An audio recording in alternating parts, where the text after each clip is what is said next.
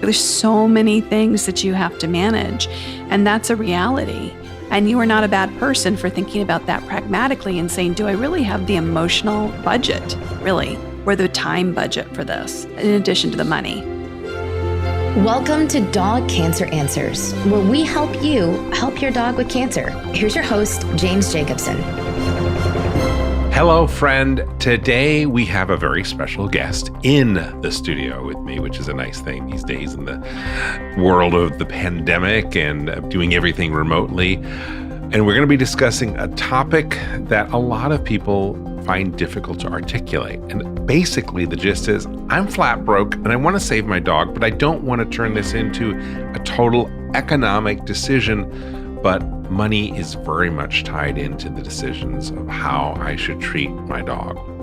So joining us today to discuss that is Molly Jacobson, who is editor of the Dog Cancer Survival Guide, which is the show's sponsor. And I guess fair warning, is related to me. How are we related?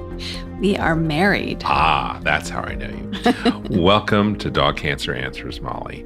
So the question really is this sense that people feel like, oh my gosh, I got this cancer diagnosis. The veterinarian told me it's going to cost X amount of money to do this procedure and perhaps more to do this procedure, depending upon the results of the first procedure. And it just sounds like a lot of money, but I feel kind of guilty if I don't treat my dog. So what's your advice? Well, obviously, I can't give specific advice for specific cases because every case is different. And I think that's my main advice, is just to remember that you are a specific person. You have a specific dog with a specific cancer. And there's literally no one else on the planet who knows this situation better than you do. And so what you want to do and what you think is right for you and your dog is the only right answer to the question. And so your task is not so much to worry about what other people think, which I know is a big deal, right? Sure. Of course you're worried about it. But well, people really, always wonder about what are others thinking? And is the veterinarian judging me? Or is my family judging me because they know that Rover has this diagnosis and it's going to cost, I don't know, $3,000? Because the average cost still, last I saw, was $8,000 to $10,000 to treat canine cancer if you treat it conventionally. Right. Even if you don't treat it conventionally, it still adds up. Cooking for your dog costs money. It's sometimes more than cheap kibble. It also takes time. You may or may not have the time to cook for your dog. Supplements seem inexpensive when you first buy them, but sometimes people think, I only have a month or two left, my vet says, so it's not a big deal. Then 3 months later, 4 months later, a year later, they look back and say, wow, I've spent a lot of money just on food and supplements, even though I didn't do the chemo that my vet suggested. So they're happy that their dog is still alive, obviously, but they still put out a good sum of money, even just for those less expensive treatments. I mean, treating any illness always costs money. Just the tests can cost a lot. You can spend $1,000 just to find out if your dog has cancer, let alone to treat it. So sometimes people just feel like, wait, this is a huge expense. I wasn't expecting it, and I genuinely don't know how to handle it. And at least in the US, there isn't health insurance for most of it. So you're paying for everything out of pocket. So what kind of financial help is there for people?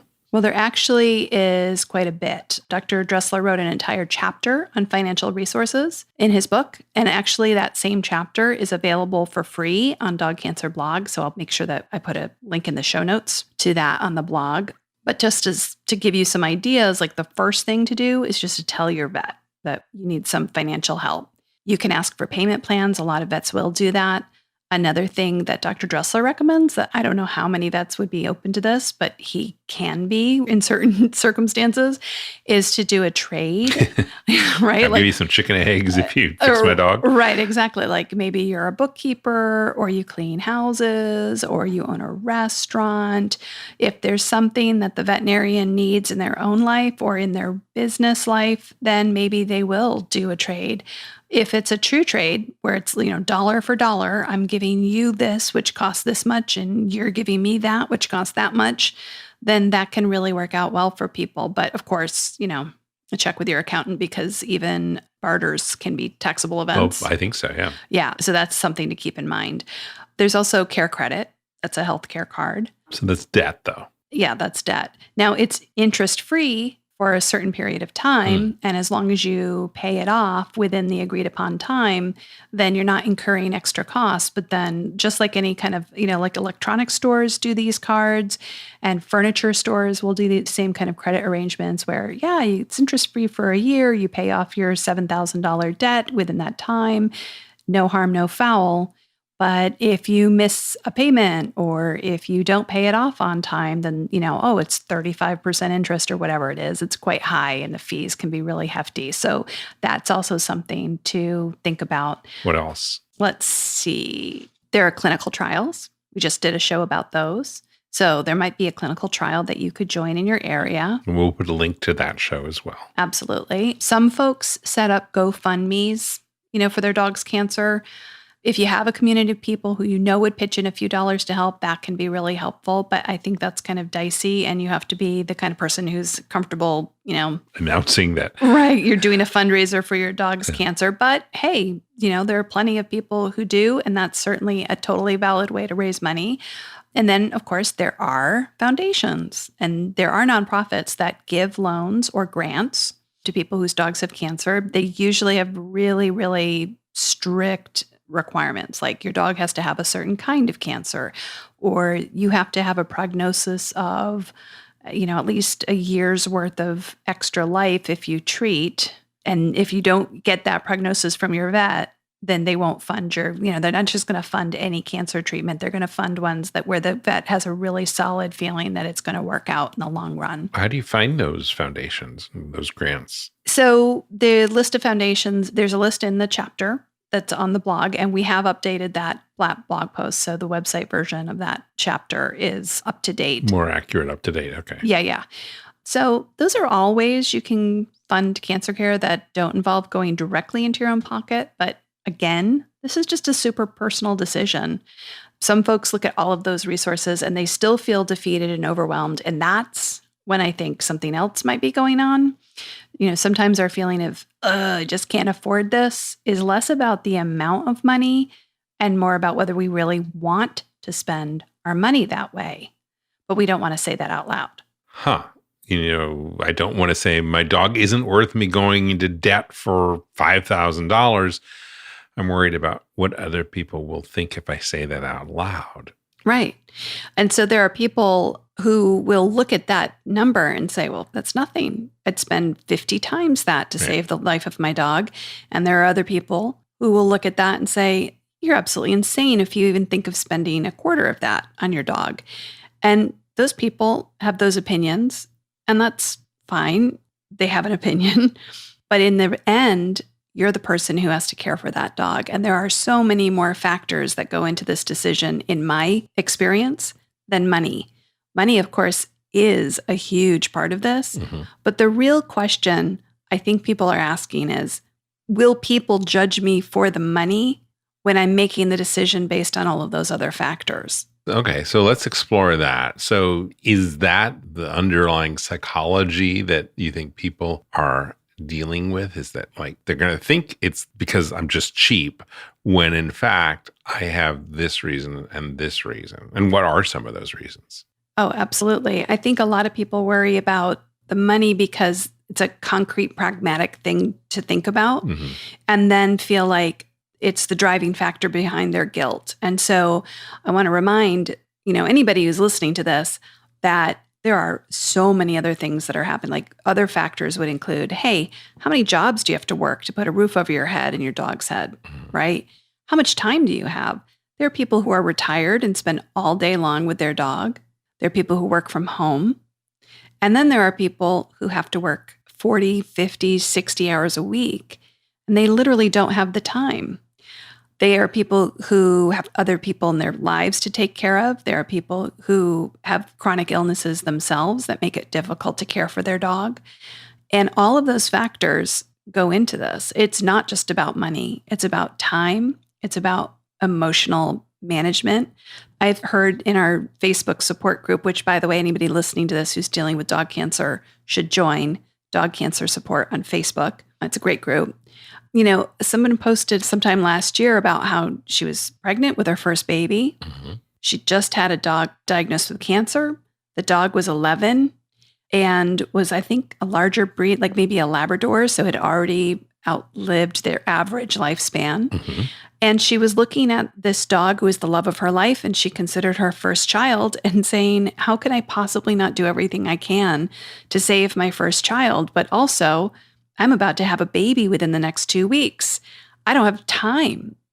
And so the decision about whether, and I don't remember any more details, so I can't really speak to what choice she made, but I know that in that circumstance, you have to think ahead and you have to think, okay, I have the baby, I have the dog. Mm-hmm. I've committed to this long course of treatment that requires intense at-home care.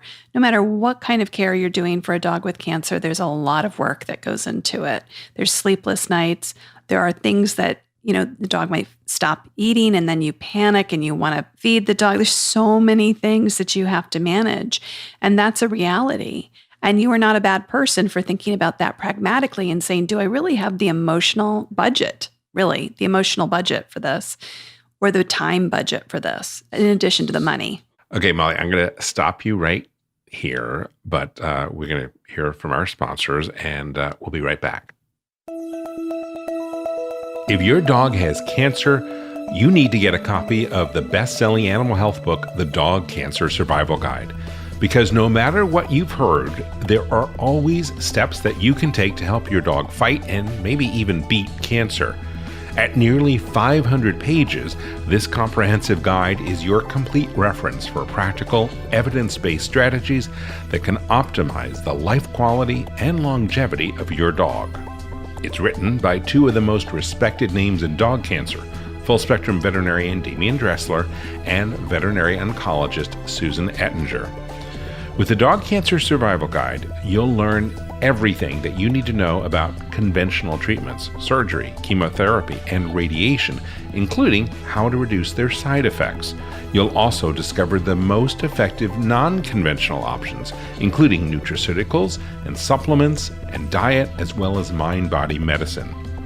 What I love most about this book, which I've used with my own dog Kanga when she was diagnosed with cancer, is how to analyze the options and develop a specific plan for your own dog based on your dog's type of cancer and your dog's age, your financial budget, as well as your personality. You can get the Dog Cancer Survival Guide wherever books are sold, but if you get it direct from the publisher, you will save 10% when you use the offer code especially for listeners of this podcast. Just go to dogcancerbook.com, and when you check out, use the promo code PODCAST and you will save 10%. The website again, dogcancerbook.com, and use the promo code PODCAST to save 10%.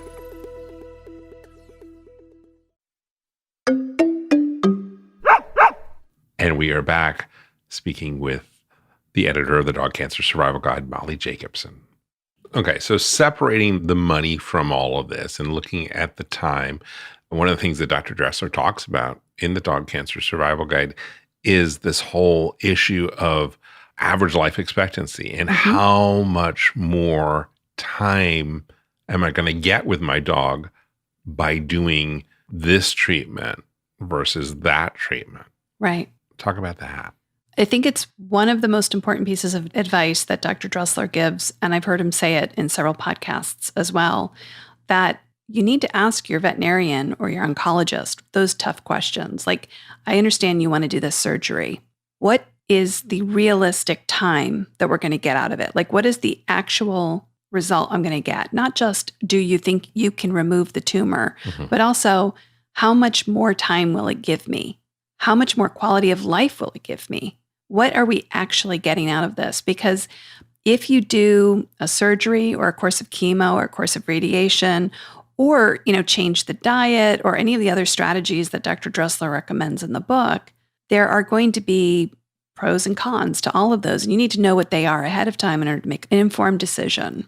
So if you get, I don't know, say in this hypothetical, 6 more months and the surgery costs $4,000 all in, Are you a monster to basically say, okay, well, 6 months into 4,000, that's this much per month, which is this much per day. Is my dog worth it? Oh God, isn't that terrible, that feeling? But this feels like an economic decision, right? My which is heart based just on broke. so many hypotheses. Right. And my heart just broke thinking of my dog's life as like a certain number of dollars a day, right? And so for me, what I think is best is to think, if someone asked me right now, you're guaranteed another 6 months with your dog, give me $4,000, would I say yes? And then put yourself 4 months from now, if the dog passes away and you didn't get the 6 months that you were hoping for, because there are no guarantees for any of these things, and say, am I mad at myself that I spent that $4,000 and I didn't get what I wanted? And if you can imagine yourself being really upset about that, I would take that as a reason to really seriously think, maybe it's not worth it to me. So this is really a little bit about this concept of doing hypotheticals in your own mind, thinking forward. How would I feel if I did get the 6 months, or if I got the 12 months? My God, it's a bargain. I thought it'd be cost, and I'm getting this much extra. But if I only got 1 month, how would I feel about it? If you're going to play this intellectual game of how much is a day of my dog's life worth, I think the extension of that is, while you're doing these thought experiments, if you look at other less costly options like palliative care, which is, I don't know, just comfort care, because that is significantly less expensive, right? Generally, that is less expensive. And the interesting thing about palliative care, based on the chapter in the book, and also I know this has been true, we've seen it in our own family, that someone who chooses to focus on palliative care, something about feeling better makes a body, whether it's a human body or a dog body, seem to do a little bit better over the long run, and in the end can even extend life beyond what would have been expected. This is the argument for hospice in humans, or sometimes called hospice in the veterinary space, where you put a loved one into the hospice program, or they decide, I am going to go into hospice. I really don't want to treat with every aggressive thing. And then they kind of way outlive their expectancy, even if they had done the conventional treatment, because they're so focused on quality of life. Right. And when you have a good quality of life, then often you feel better. And if you feel better, you have more to live for. And I think psychologically, it boosts your immune system. And I'm sure this is incredibly complex. There's a million things and a lot we don't know. But that seems to be the trend. As you know, we have a good friend who's a hospice doctor, and this has definitely been something we've talked with him about. So I think that one thing to keep in mind too is that there are people, I'm not going to name names, but there's a literal billionaire who many years ago paid for Dr. Dressler to fly to the mainland and examine his dog in person, and consulted with him to decide whether or not to do a whole variety of conventional. There was all sorts of oncologists on board as well. And there were all sorts of surgeries and chemo and radiation treatments that he could have chosen to do. And he didn't do all of them. He didn't end up doing all of them, even though he had unlimited funds. Nothing was too expensive for him. Everything was on the table. But he still chose not to do everything because in the end, he had other factors he was bringing in. And then there are people who, are living paycheck to paycheck, who go and open up a care credit account in order to pay for $8,000 worth of surgeries. And they don't regret it because for them, that was a good use of those funds. And so this is not about the dollar amount as much as it is about who you are, who your dog is, and what kind of health status we're looking at, and what their other problems are, or how old they are. There's so many factors to think about that I don't think we can ever judge anybody for the actual choice they make. Honestly, I can't ever say to somebody, oh, it's time. Talking about judging people, what about people who think you're crazy, or I'm crazy for spending this money on my dog? And others think I'm not spending enough. How do you divorce other people's opinions? This is sort of a broader question than the scope of the show, but how do you separate other people's opinions in this cloud so that you can have the clarity to do the right thing for your dog? I think that is a really, really tough thing to do. A lot of us are not used to setting aside what other people think about us. Yeah. We really care about that and we worry about it. However, I personally think when it comes to any major life decision, in the end, it's really only what you decide that's important. The way that I would advise somebody is to literally not talk about it with people who don't understand. Just don't talk about it. Yeah. So if they ask, what do you say?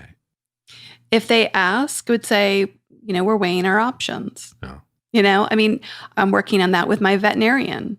One thing that I've heard people say is I'm taking this into the silence, or I'm praying on it, or I haven't made that decision yet. I'm thinking deeply about it. When you say things like that, you're indicating to the other person that you've got this.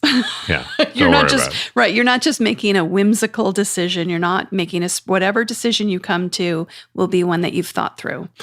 Okay. Well, as a language expert, Molly, because you are, is there a good way of languaging the question that sometimes you want to ask a veterinarian, but just don't know how to say it, which is effectively, okay, I got that. That's like the grade A option, but is there a less expensive way of doing what you want to do without the vet thinking you're a jerk? Well, yeah, I think that, one of the things it seems to me from my conversations with many veterinarians over the last decade or so, not just Dr. Dressler, but many others, everybody who walks in the door has a different attitude about money and about their pet's care. So one person will be offended if you ask them to give another option. Mhm. And another person, will say, how come you didn't tell me that I could have tested for this thing or that thing, or this surgery was an option? Why didn't you catch this earlier? Right. Why didn't you run a million tests before we did this? It's very difficult. So they're always juggling different people. So my recommendation is actually to be very clear with your veterinarian about who you are as a person before you ask your questions so that they know. Like say something like, look, I'm ready to take the information from you straight. I want to make the best decision. And so I need a little bit more information. And I'm emotionally ready to handle whatever it is you throw at me. And if I start to cry, don't worry. I'm okay. And then just ask your question directly what you want. Because I think sometimes they're worried that, people get really mad at vets sometimes. Sure. And not for things that are the vet's fault, but they have to deal with a lot of upset people. And so sometimes they maybe pull their punches a little bit. So what words would you use? Well, I think it would depend on the situation. So for example, you said a less expensive option. Say, okay, so there's this surgery. I understand it's probably going to cost several $1,000s. I'm concerned my dog is older and that we might not have that much more time left anyway.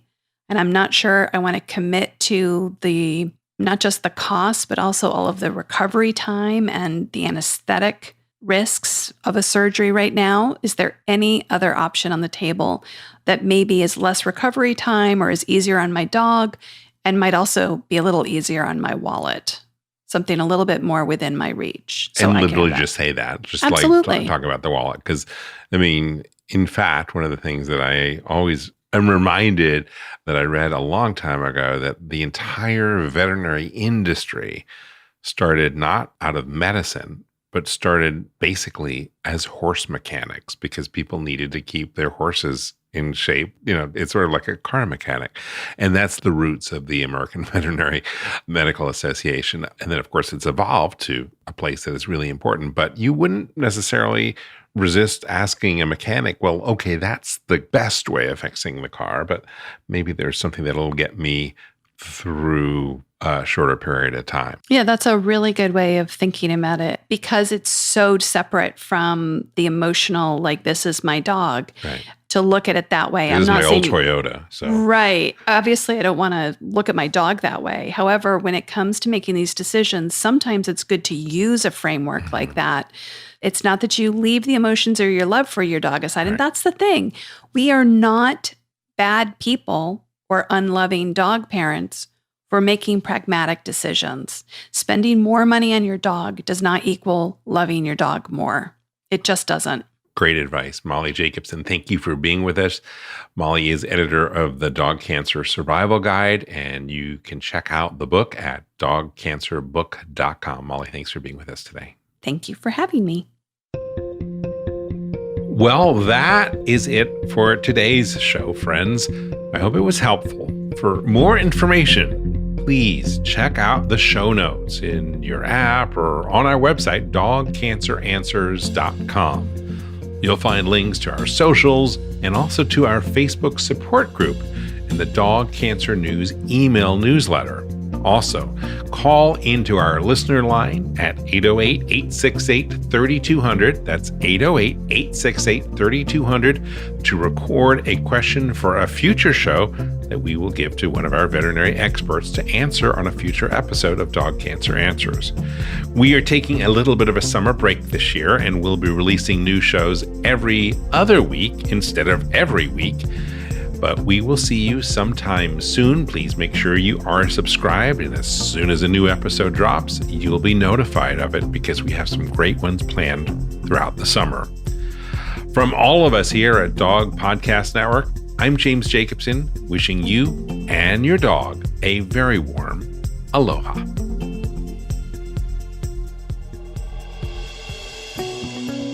Thank you for listening to Dog Cancer Answers. If you'd like to connect, please visit our website at dogcanceranswers.com or call our listener line at 808-868-3200. And here's a friendly reminder that you probably already know. This podcast is provided for informational and educational purposes only. It's not meant to take the place of the advice you receive from your dog's veterinarian. Only veterinarians who examine your dog can give you veterinary advice or diagnose your dog's medical condition. Your reliance on the information you hear on this podcast is solely at your own risk. If your dog has a specific health problem, contact your veterinarian. Also, please keep in mind that veterinary information can change rapidly. Therefore, some information may be out of date. Dog Cancer Answers is a presentation of Maui Media in association with Dog Podcast Network.